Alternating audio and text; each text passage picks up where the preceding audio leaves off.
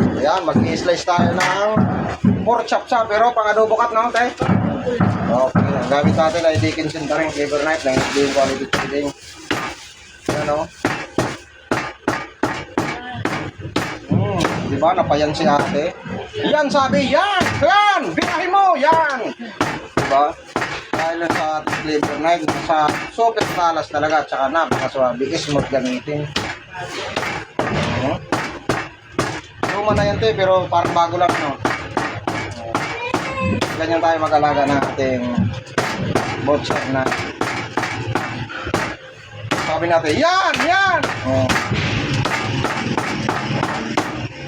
Yan! Yan! Diba? Nadobo ang pork chop. Kaya sa mga nais dyan, ano? Nais dyan! Ay, i-film nyo lang. I-film quality trading.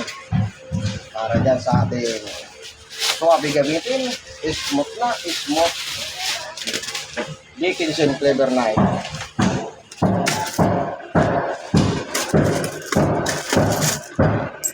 Queens na lang, te. Walang ano. Wala tayong tagbabay. Hirap ang 20-20 ngayon, no? Bakit kaya? Nang mawala. Hanap pa rin kita. Okay. Next. Pang-ross.